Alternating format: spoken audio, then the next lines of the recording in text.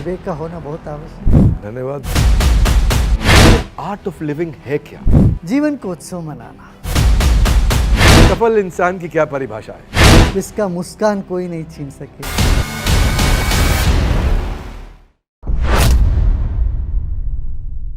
हाँ जी, तो आज के मेहमान की बात करूं, जिस उम्र में बच्चा बोल नहीं पाता, माँ और बाप उस उम्र में शुरू कर दिया इन्होंने गीता का जाप।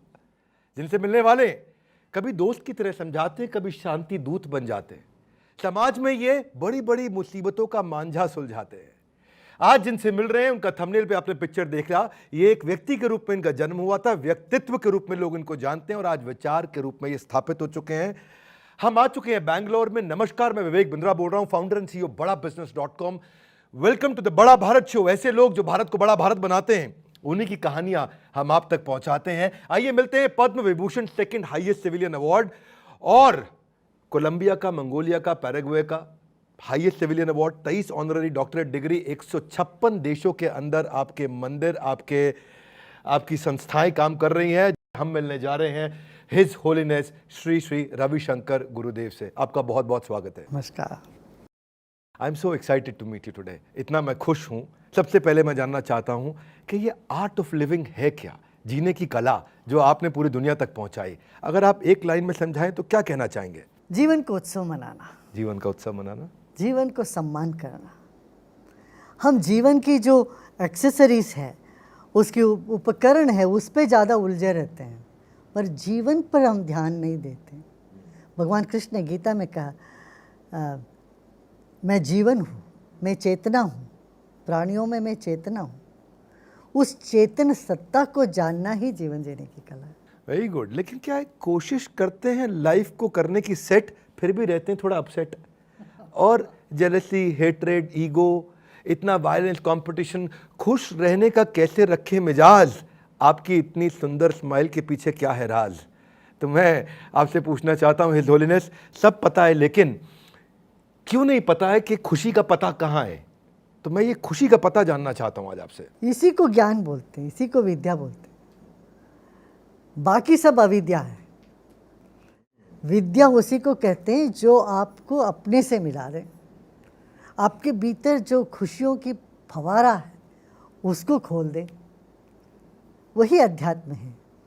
अध्यात्म के बगैर विवेक चैन नहीं है जी। व्यक्ति बेचैन है तो वो इस ऊंचाई की तलाश में बेचैन है। वो इधर उधर खोजता है जहाँ वो नहीं मिलता। समझ रहे ना? मैं कहता हूँ, तुम दुनिया में चाहे जितना सक्सेस हासिल करना चाहते हो करो, मगर ये मत भूलो उन सब का केंद्र बिंदु तुम हो, और अपने पर ध्यान दो। यही जीवन जीने की कला है। आपका चेहरा देख के ऐसा लग रहा है जैसे अब सारे सवाल समाप्त हो गए हैं और सारे दुख समाप्त हो गए, परेशानियां समाप्त हो गई, लेकिन फिर भी ये जो स्ट्रेस, जो बेचैन होने की आपने बात करी, ये समाज में इतनी बड़ी है, बहुत फैला हुआ है, बहुत फैला हुआ है। और कॉलेज का स्ट्रेस खत्म हो जाए तो नौकरी का स्ट्रेस, नौकरी हो जाए तो उसके बाद शादी का स्ट्रेस, नहीं हुई तो स्ट्रेस, हो गया तो उसके बाद स्ट्रेस, फिर बच्चा नहीं हुआ तो स्ट्रेस, बच्चा हो गया तो उसको संभालने का स्ट्रेस, अब हो गया संभल रहा है तो उसको बड़ा करने का स्ट्रेस, उसको स्कूल भेजने का स्ट्रेस। कृष्ण कहते हैं गीता में, जितात्मना प्रशांतस्य परमात्मा समाहिता, शीतोषण सुख दुखेषु तथा मान अपमानयो। अब परमात्मा प्राप्त हो जाएंगे जिस दिन वो अपने मन को जीत ले, लेकिन स्ट्रेस इंसान के नाखून की तरह हो गया है, साथ ही रहता है, हाथ में रहता है, साथ में रहता है, हमेशा रहता है। काट लो तो फिर वापस आ जाता है, और नहीं काटो तो तंग करता है। ऐसे में स्ट्रेस को कैसे संभालें, इसे ब्लॉक लिस्ट में कैसे डालें? आपने इतना बताया। स्ट्रेस मैं समझता हूँ इतनी बड़ी बात नहीं है। आप अच्छे से नींद ले लेते हो तो थोड़ा बहुत स्ट्रेस उसमें ख़त्म हो जाता है। दूसरी बात, अपना मन को थोड़ा विशाल दृष्टि करके एक अलग दृष्टिकोण से देखो। स्ट्रेस क्या है? चाह बहुत है, बहुत कुछ करना है, समय कम है, ताकत नहीं है, तभी तो स्ट्रेस होता है। इसमें क्या आप अपना ताकत पहचानो, या जीवन में पीछे मोड़ के देखो। ये पहली बार नहीं स्ट्रेस हुआ आपको, इससे पहले भी आप बेचैन थे, हड़बड़ाते थे। तो आप कह रहे हैं कि हेलीकॉप्टर व्यू दे दो, हाँ, बड़ा पिक्चर दे दो, बड़ा पिक्चर Zoom देखो out। ना। पहले देखो, आपने संभाला तो है, 10 साल पहले भी आपका स्ट्रेस हुआ, अभी आप तो अब जिंदा हो, आज जीवित हो। तो फिजूल हम चिंता में पड़े रहते हैं। तो हम अपने ही जीवन को थोड़ा पीछे मोड़ के देखते हैं तो 85% जो चिंताएं हैं हमारी वो कभी होती नहीं है, कभी वो घटित नहीं होती है। और जो 15% जो बचा है उसमें भी 90% हम संभाल लेते हैं, ताकि उस वक्त हमारे पास ताकत आ जाती। ये सिर्फ मैं नहीं बोल रहा, ये वैज्ञानिक इस पर तलाश करके बोल रहे हैं, अभी शोध करके, शोध काम में ये उन्होंने पता लगाया 85% of the worries never happens and the remaining 15% है ना, in that 90% of are manageable, you can easily manage, comfortable कर देते हैं आप। इसीलिए आज जो जितने व्यूअर्स, यही तो हमारा काम है। गुरु के पास आके कंफर्ट नहीं मिला तो गुरु कैसे। एक ना मैं इनके बारे में एक बात करना चाहता हूँ, आपको याद दिला रहा हूँ, ये प्रश्न आपके लिए कि डैडी के पास है वैगन आर लेकिन ये दोस्त को बताते हैं कि मर्सिडीज है। डैडी के पास है वैगन आर लेकिन दोस्त को मर्सिडीज बताते हैं। फर्स्ट कॉपी और गुच्ची एलवी पहन करके स्टाइल जमाते हैं। पॉकेट मनी कम पड़े तो पापा की जेब से कर लेते हैं चोरी, क्योंकि सोशल मीडिया पर डालनी है स्टारबक्स की स्टोरी। मैं उन लोगों को मैं ये कहूँगा, भैया बात सुन, तुम्हारे पास बहुत अच्छी गाड़ी है, कार है, इससे लोग खुश हो जाते हैं, ये मत समझो। इससे लोग और तुमसे जलेंगे। जिस व्यक्ति के पास है वो ज़्यादा प्रदर्शन नहीं करता। जितना व्यक्ति अमीर होता है वो उतना कम प्रदर्शन करता है। वैसे मैं एक चीज़ देखी गुरुदेव, ये जो 800 रुपये का फ़ोन होता है ना, ये 2 तरह के लोग इस्तेमाल करते हैं, एक जो सबसे गरीब और एक जो सबसे अमीर। 800 रुपये का फ़ोन सबसे अमीर आदमी आजकल इस्तेमाल कर रहा है। मैं किसी से मिलने लगा हूँ अभी थोड़ी देर में, वो भी मुझे बोलते हैं मेरे पास 800 रुपये का फ़ोन है। नहीं, तुम्हारा व्यक्तित्व को तुम ऐसा बनाओ जी, जो लोग सब तुम्हें पसंद करने लगे। तुम्हारी पोजीशन को पसंद करके आते हैं वो लोग बड़े निकम्मे लोग होंगे, वो तुमसे चोरी करने चाहेंगे या तुमको धोखा देने के लिए आएंगे। मगर तुम्हारा व्यक्तित्व से पसंद करके जो लोग आएंगे वो तुम्हारे सच्चे मित्र होंगे। तुम्हें क्या चाहिए, कौन सी मित्रता, कैसी मित्रता तुम पसंद करोगे? जो सच्चे मित्र है या मित्रता दिखाने वाले हैं? ये दिखाने में उनको पावर महसूस होती है, उनको फील होता है कि मैं पावरफुल हूँ, और वो पावर सेंटर ऑफ कंट्रोल, वो पावर मैनेज करना चाहते हैं। नहीं, ये नासमझी है। ना समझिए, क्योंकि भगवान ने भी मना किया, इस पर कहा वो श्लोक है, ईश्वरो हम अहम भोगी सिद्धो हम बलवान सुखी, कि मैं अपने आप को ईश्वर बनना चाहता हूँ, बलवान सुखी, लेकिन उसमें सुख मिलता नहीं है ना। वो वैसे लोगों से जो मिला हुआ पावर से डर ज़्यादा होने लगता है, और डर ज़्यादा होने लगता है। डर होने लगता, पता नहीं कल वो हमको मान्यता ना दे, इसी चक्कर में पड़े रहते हैं। तो तुम हमारे अपने भीतर जो शक्ति है उसको पहचानो। तुम अनूठे हो प्रपंच में, हर एक व्यक्ति यूनिक है, अनूठा है। तो वो अपना अनूठापन को जो व्यक्ति पहचान लेता है, फिर वो इस चक्कर में नहीं पड़ता लोग हमको रिकॉग्नाइज करें, हमको सम्मान करें, हमको मान्यता दें। कोई दे ना दे क्या, इसलिए हमारी जो आर्ट ऑफ लिविंग में एक 3rd प्रिंसिपल ये है, don't be football of others opinion. किसी और के पैर के गेंद नहीं बनो। मैं ना एक और आपसे मन कर रहा है सवाल करने का, ये थोड़ा सा सेंसिटिव है, आपको अच्छा लगे तो आप समझाइएगा क्योंकि आप गुरु हैं। ये सवाल हस्त मैथुन मैस्टरबेशन पे है। जब एक स्कूल का बच्चा कॉलेज में जाता है तो उसे नई नई चीज़ों का एक्सपोजर मिलता है और उसे आज़ादी मिलती है। उसे एक्सेस मिल गया पोर्नोग्राफी का, उसको self pleasure, intimacy with girl. अब इसको कंट्रोल करना उस उम्र में, अब अर्जुन कह रहे हैं कि मैं वायु का तूफान कंट्रोल कर लूंगा, पर चंचलम ही मना कृष्णा प्रमाथि बलभद्रडम तस्या हम निग्रहम मन्ये। वायु रेवा सुदुष्कर्म, वायु का तूफान कर लूँ, चंचलम ही मना कृष्णा, मेरे से मर्म कंट्रोल नहीं होता। ये देखिए, इसमें 9th क्लास की जो बायोलॉजी की बुक थी उसमें वो पेज नंबर हर बच्चे को रहता है याद, जिसमें पहली बार रिप्रोडक्टिव सिस्टम का पढ़ाया गया था पाठ। मैस्टरबेशन जैसी डिस्ट्रैक्शन पर कैसे दे ध्यान कि कामदेव के ना चल पाए मुझ पे इतने तीव्र बाण। मेरा ये प्रश्न है आपसे कि क्या मैस्टरबेशन ठीक है, गलत है? आपका क्या पर्सपेक्टिव है? आध्यात्मिकता इस विषय में आपके नज़रिए से क्या कहती है? देखो, उस उम्र में क्या है, जितना व्यस्त रहेंगे हम, जितना हम काम करते रहेंगे, सीखते रहेंगे ज़्यादा, फिर काम वासना के झपट में हम नहीं आए। जितना खाली टाइम होता, फ्री टाइम होता है, तभी दिक्कत होती है। फॉर एग्जाम्पल मैं पूछता हूँ, एग्ज़ाम्स के टाइम में किसी भी स्कूल के बच्चों से पूछो, तुम्हें उस वक्त ये थॉट, सेक्स के थॉट तुम्हें ट्रबल करते हैं क्या? वो बोलते नहीं, अरे कल एग्ज़ाम से कौन सा प्रश्न आएगा, क्या आएगा, इसी में पूरा फोकस रहता है।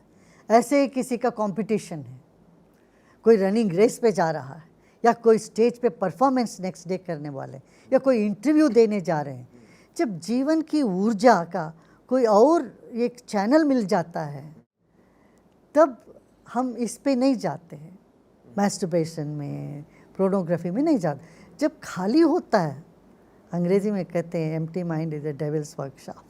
ऑफ कोर्स हम लोग दूसरा बात करते हैं, empty mind is God's dwelling place.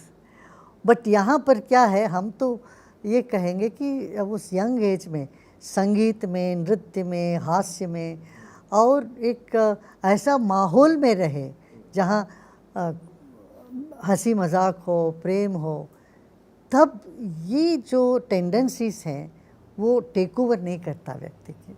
अभी जो आपने बताया संगीत में अलग अलग चीज़, एक जगह आपने किसी प्रश्न में उत्तर में कहा भी था कि भाई अगर अकेलेपन को दूर करने में के लिए शादी के अलावा कोई और उपाय है, तो आपने कहा था ध्यान, गान और ज्ञान।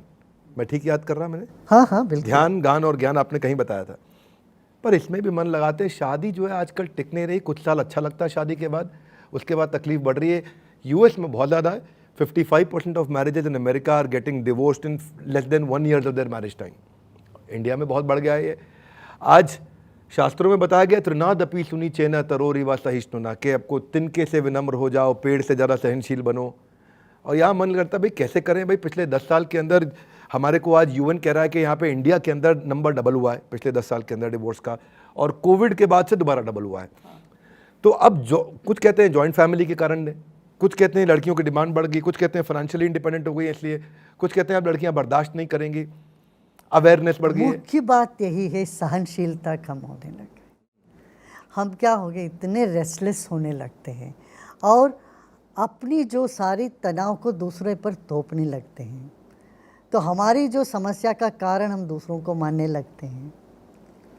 इसलिए ताकि साथ में रहने से, जो साथ में रहते हैं उन्हीं पर तो थोपते हैं ज़्यादा अपना। तो आपने कहा सहनशीलता कम हो गई, इसको बढ़ाने का क्या उपाय है? यही तो है, योग, प्राणायाम, ये सब ये बढ़ाता है। तनाव कम करता है तो सहनशीलता बढ़ जाता है। अब क्या देखिए, यूथ में 2 बात हुई, एक तो डाइवोर्स, दूसरा सुइसाइड केस बहुत ज़्यादा हो गया है, बहुत ज़्यादा बढ़ गया। आपने पीछे ड्रग्स पे भी काफ़ी काम किया, मुझे पता लगा। इसमें यही, एक तो अग्रेशन, आक्रामक मानसिकता, दूसरी तरफ से है ये डिप्रेशन, मानसिक अस्वस्थता। ये दोनों जो छोर है यहाँ पर जूझ रही है आज समाज, पूरी दुनिया में ऐसा है। तो इसको बीच में लाने के लिए मेंटल हेल्थ की जो ध्यान अभी खींच रहे हैं लोग दुनिया भर में, इसी की वजह से, और हिंदुस्तान में इसका उत्तर है। भारत महान है कि भारत के पास ऐसी विद्या है जिससे पूरी दुनिया आज लाभान्वित हो रही है। ब्रेकअप के बाद जो एक्सट्रीम पेन है उससे बाहर आने के लिए आप क्या सुझाव देना चाहेंगे? अगर आप स्पिरिचुअल लीडर नहीं होते और होलीनेस, तो आप क्या होते? शादी का लड्डू जो खाए वही पछताए, जो ना खाए वो भी पछताए। आपके हिसाब से शादी का लड्डू खा के पछताना चाहिए या बिना खाए पछताना चाहिए? आपके लिए क्या ज़्यादा महत्वपूर्ण है, जिस कार्य को करते हैं उससे प्रेम करें या जिससे प्रेम करते हैं वो वाला कार्य करें?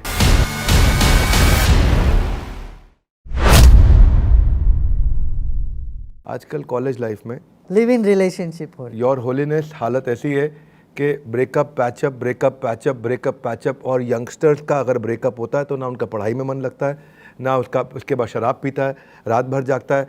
वो कहते हैं कि ब्रेकअप के बाद वो बहुत तकलीफ में जाता है, देवदास बन बहुत जाता है। परेशान में। शराब की बोतल घाव नहीं भरा करती, ब्रेकअप से ज़िंदगी इतनी ज़्यादा नहीं थका करती कि इतना बढ़ जाता है उसकी हार का कद कि वो करने लग जाता है सारी की सारी पार हद।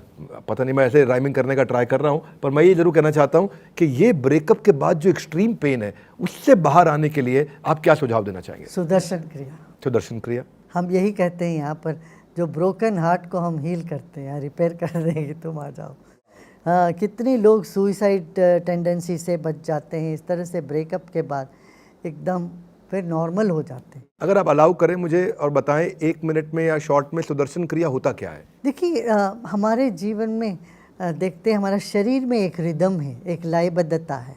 सांस समय की? समय पर नहीं, समय समय पर भूख लगता है, फिर नेचर कॉल्स में जाते हैं, नींद आती है, ये एक साइकिल है। ऐसे ही विचारों का भी एक साइकिल है। किसी किसी वक्त आप में पॉजिटिव विचार आते हैं, कभी नेगेटिव विचार आते हैं। ऐसे सांस में भी एक रिदम होते हैं, प्रकृति में भी रिदम है, लयबद्धता है। गर्मी के बाद फिर वसंत ऋतु के बाद गर्मी, गर्मी के बाद फिर फॉल आते हैं, फिर शरद ऋतु, बारिश, फिर हेमंत ऋतु। जैसे ऋतु में परिवर्तन है, प्रकृति में परिवर्तन है, शरीर में है। ये सारे रिदम को वो एक लयबद्धता में लेके आते। सांस के जरिए हम अपने मन की जो गहराई में उतरकर वहाँ की जो तनाव है भरा हुआ, पता नहीं पुराने जो संस्कार पड़े हुए, वो सब को हम बाहर निकालते। इसलिए क्या होता है, बिल्कुल ताजगी महसूस होने लगता है, प्रसन्नता, ताजगी, ये सब। आपके कितने % डिसाइपल्स आप महसूस करते हैं कि वो सुदर्शन क्रिया करने के बाद अब टेंशन में नहीं रहते हैं, या वो उन्हें गुस्सा नहीं आता, या वो झगड़ा नहीं करते हैं? नहीं, मैं ये कहूँगा कि उनके पास एक टूल आ गया अभी, जिससे मान लो गुस्सा आता भी है, फिर वो तुरंत वापस आ जाते। नहीं तो क्या होता है, गुस्सा आपके मन में आता है तो वो बना रहता बहुत दिन तक। अब ये जो ध्यान साधना करते हैं उससे मिनटों में हम बाहर आ जाते हैं। ये तो बहुत लाखों करोड़ों लोगों से लाभान्वित हुए हैं। तो आप ये कहते हैं कि गुस्सा आना बंद नहीं होगा, लेकिन आप गुस्से से नहीं, बाहर आ बंद सकते होता हैं। है, अच्छा। कम होता है, बंद होता है, मगर ऐसे कुछ किसी को नहीं भी बंद होता है तो मगर उनको अपने ऊपर काबू में आ जाते हैं वो। देखिए, एक प्रश्न मेरा थोड़ा कॉर्पोरेट कल्चर, आप बैंगलोर में हैं, ये तो आईटी हब है, और यहाँ तो कॉर्पोरेट के कितने लोग हैं, और ऑफिस में पॉलिटिक्स बहुत होती है, और इतनी पॉलिटिक्स होती है कि बॉस का केबिन बन जाता है बिग बॉस का घर, और पॉलिटिक्स ही पॉलिटिक्स मिलती है हर कोने पर। कृष्ण बताते हैं इस विषय में कि अद्वेष्टा सर्वभूतानां मैत्र करुणा एव च, कि हमारे अंदर द्वेष नहीं होना चाहिए, मैत्र, सबके मित्र बने, करुणा एव च, इस सबके साथ अच्छा रिश्ता बने, निर्ममो निरहंकार। बड़ा अच्छा श्लोक है भगवद गीता में। आपसे अगर मैं पूछूं कि इसका एप्लीकेशन क्या होना चाहिए, ऐसे श्लोकों का और ऐसे ज्ञान का एप्लीकेशन कैसे आप अपनी भाषा में देंगे कि एक आदमी पॉलिटिक्स से बाहर निकले और वो उसको अफेक्ट ना करे? एक बात यह है, जहाँ लोग होते हैं वहाँ पॉलिटिक्स होगा। तो जब हम कहते हैं पॉलिटिक्स हो रहा है, हम क्या कर रहे हैं, अपने आप को अलग कर रहे हैं, डिस्टेंसिंग कर रहे हैं, टैग कर रहे हैं। एक परिस्थिति या व्यक्ति को हम टैग कर देते हैं, उन पर लेबल लगा देते हैं, ये पॉलिटिक्स कर रहे हैं। तब हमारी जो मानसिकता है ये अलग हो जाती है, लोगों से कटने की हो जाती है, जुड़ने की नहीं होती है। मैं ये कहता हूँ कि तुम ये लेबल मत लगाओ, ये पॉलिटिक्स है। उनके शू पर, उनके स्थान पर खड़े होकर देखो परिस्थिति को। अपना दृष्टि जब विशाल होता है तो हमको लगता है हर एक व्यक्ति जो कर रहा है वो सही कर रहा है अपनी जगह पर।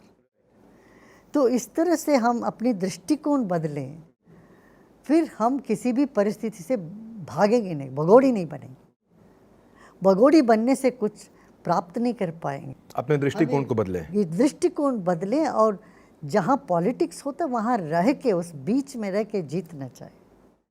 आप उससे इन्फ्लुएंस मत हो जाओ, उस परिस्थिति को तुम इन्फ्लुएंस कर सकते हो, मैं ये कह रहा हूँ। मतलब बड़ा आइडियलिस्टिक आंसर तो है, अगर अप्लाई करेगा तो आदमी को सफलता मिलेगा। सफल व्यक्ति सब ये अप्लाई करते ही हैं, सफल सब अप्लाई करते हैं, और सफल होने का चाह तो हर एक व्यक्ति में होता ही है। और एक्सटेंड करता हूँ इसको, नेगेटिविटी की तरफ मन जल्दी आकर्षित हो जाता है, नेगेटिव कंटेंट की तरफ जल्दी आकर्षित होता है।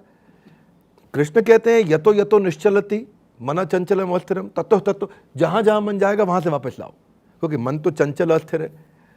नेगेटिविटी इतनी जल्दी चलती है कि गलत की ओर खींचे जाना एक बीमारी है। नहीं, उसका ये स्वभाव ही ऐसा है भाई। आप 10 अच्छे कॉम्प्लीमेंट्स, आपको 10 प्रशंसा आप सुन लें, और एक डेरोगेटरी नेगेटिव रिमार्क आप पर लग जाए, ठीक बात है, तो आप उसी को पकड़ के रखोगे। ये हमारा मन का, चित्त का नेचर ही ऐसा है, इसका स्वभाव ही ऐसा है। जब हम इतना जान लेते हैं, अरे हमारे जीवन में 80% अच्छी बातें हैं, वो 20% कुछ अनहोनी, अनचाही चीज़ें भी होती हैं। और हम उन्हीं को पकड़ के बैठे रहे हैं। यही तो विवेक है। ये विवेक तो यही है।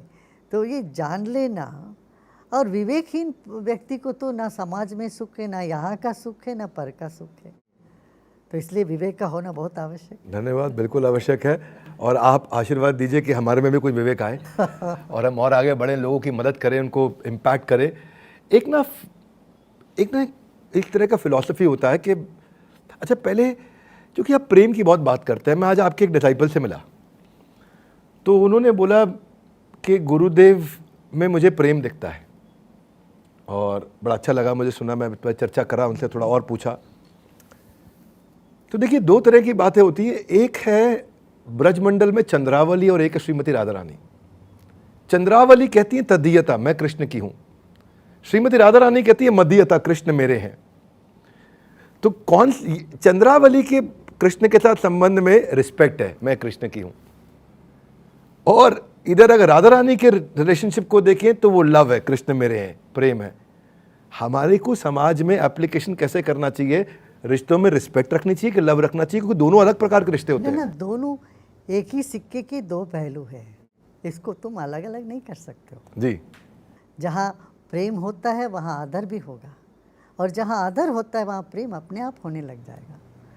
तो ये एक ही चीज़ की दो पहलू है। रिस्पेक्ट एंड लव दोनों साथ साथ चलेंगे, साथ साथ ही चलेगा। एक होगा तो दूसरा भी आ ही जाएगा। और यदि एक खत्म हो जाता दूसरा भी खत्म हो जाएगा। एक, वैसे आपको जानकारी के लिए, मैं एक नया सीरीज शुरू किया है, बहुत सफलता मिल रही है। उस सीरीज का नाम है गीता इन एक्शन, गीता को जीवन में कैसे उतारें। मैं स्टेडियम्स में करता हूँ। आज आप सब हमारे भक्तों की कृपा से, व्यूअर्स की कृपा से, और आप सब संतजनों की कृपा से आज हमारे लगभग 40 मिलियन टोटल हमारे सब्सक्राइबर्स हो गए, और 600 मिलियन का वीडियो व्यूज़ हो गया हमारा monthly active user. Gita in action series बहुत अच्छा चल रहा है, और अब हमें संत लोगों का आशीर्वाद चाहिए होता, तो आपसे आज थोड़ा लालच भी है मेरा कि आप आशीर्वाद भी दीजिए कि हम लोगों तक ये मैसेज पहुंचा सके कि भगवत गीता आपके जीवन को सुधारने में मदद करेगी। अवश्य अवश्य करना चाहिए। देखिए, जो भी चीज़ सुधार लाती है उसका एक ठोस न्यू होता है, बैकग्राउंड होता है।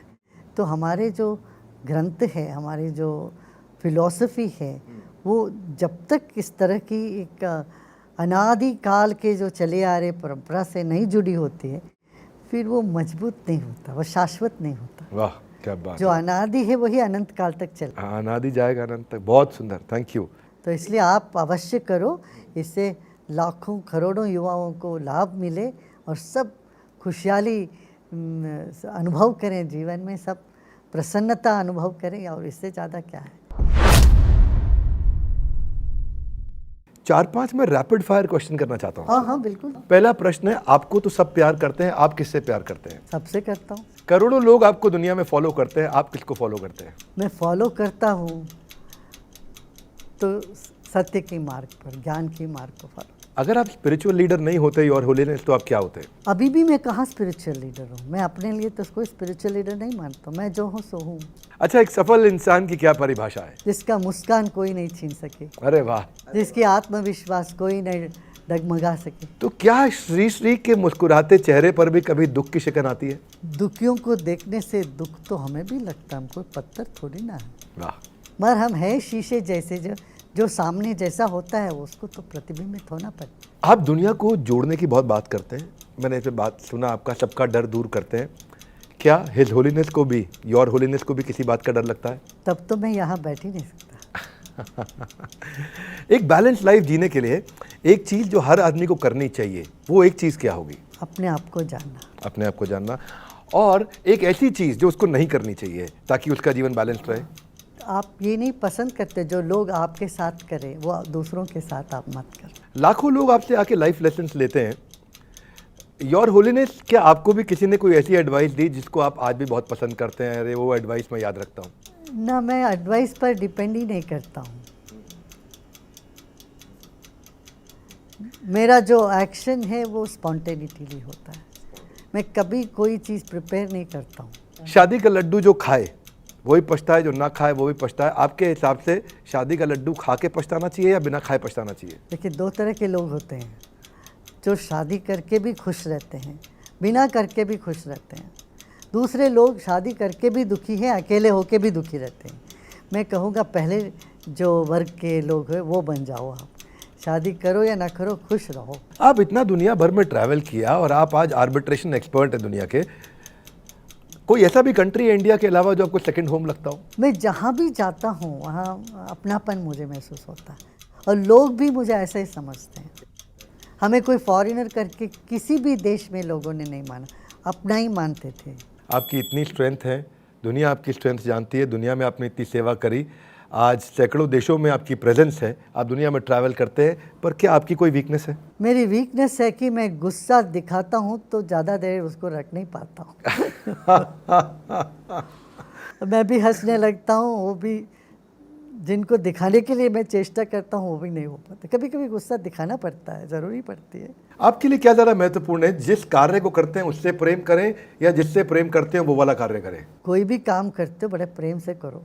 एक बात है, clarity in the mind, purity in heart, sincerity in action.